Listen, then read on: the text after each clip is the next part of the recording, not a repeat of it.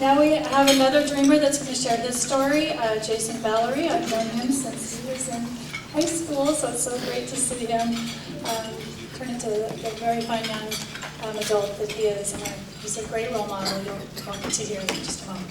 Welcome Jason Vallery and his son.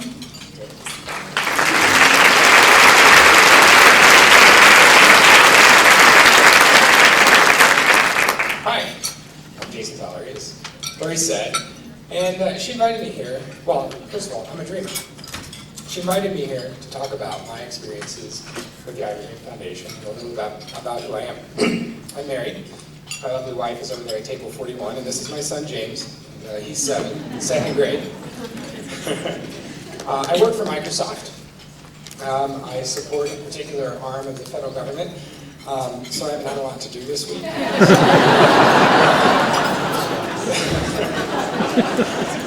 But Microsoft has really been my dream job.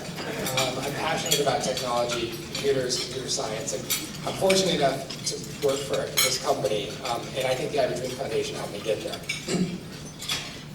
My journey with the Ivy Dream Foundation began in the same building that my father's journey with education ended. For those of you that have lived in the area for a while, you might recall that the building that is now Pioneer Elementary School was once Lafayette High School. My dad dropped out of Lafayette High School in the 9th grade.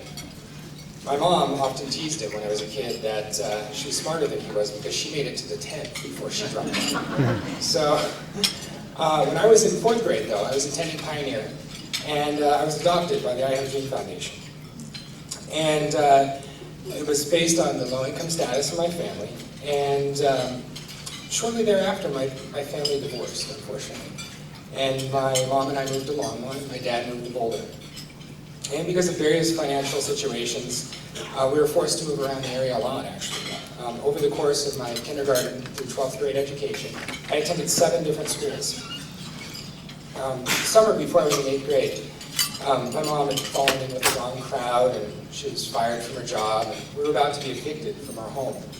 My uncle, her brother, notified social services of the situation. I was taken into custody of the state of Colorado, and I lived in a group home while a court battle ensued, and eventually my dad prevailed, and he got custody.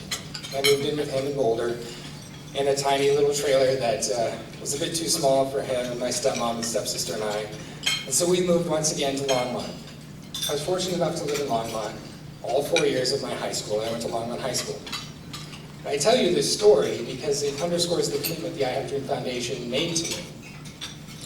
You know, I no longer attended the school where the majority of the dreamers in my class did. They all went to Angevine and Centaurus. But the project coordinators that were part of my class ensured that I still felt a part of the group. They would call me and check up on me, make sure I had everything I needed. They would drive to wherever I was living and pick me up and take me to the weekly class meetings. And one of those coordinators is actually hanging out on stage, Roy Kiley. I'm glad he's here and I get to see him again. It's been a while. But my mom would forget to pay the phone bill, and the phone got disconnected. They'd show up at my house and knock on the door just to see that I was okay. And that commitment to me is what gave me the accountability I needed to finish school. I graduated on time instead of taking the path my parents did with the class of 2000. But actually, to me, the Ivy Dream Foundation is more than just dropout prevention. It was also about the opportunities that I had as a dreamer. There's many that I could share with you, but one that particularly stands out was the summer internship program at CU. As you can tell, I was fascinated by computers and technology even then. And the IT director at the financial aid office, who was also in the audience and also someone I haven't seen in a long time, Alan Vidmar, took me as his intern for the summer. And that intern relationship turned into more. It was a mentor. And over the coming years, he kept me around outside the scope of just that summer program. And I learned from him skills that I could actually put on my resume. So when I graduated high school, I actually had real-world work experience that translated into me getting my first job in IT at IBM. So without Ivy Dream, what would have happened to me? Well, I certainly would have lacked the drive and ambition I needed to finish school. I certainly would have had the knowledge or experiences that I gained. And I also like to think that it helped break the cycle of poverty in my family. You know, I wouldn't be able to provide my son the opportunities and experiences he has if that my brother, I wouldn't be able to provide those experiences to him. My parents, I just screwed that all up. Never mind. I had it in my head right, but it just didn't come out the way I expected. It makes sense, trust me. So anyways, last year, my wife and I were at this very same luncheon, and we decided to sponsor a dreamer. And it's a way that I want to pay back the organization a small fraction of the debt that I feel I owe to them. And in the coming years, I want to find other ways to pay it forward. I was actually talking with Lori just this week about doing some extracurricular computer science classes for some of the older students, and I hope to be part of that. So finally, my call to action to you is two-part. The first is that I want you to watch a video that's on the website code.org, code.org.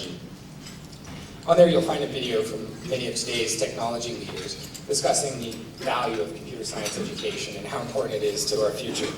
But second, I want you to sponsor Dreamer like my wife and I did, because I have a dream that's uniquely positioned to educate these students on the jobs of the future in a way that I don't think the public schools can, and help bridge that gap in technology education. Thank you.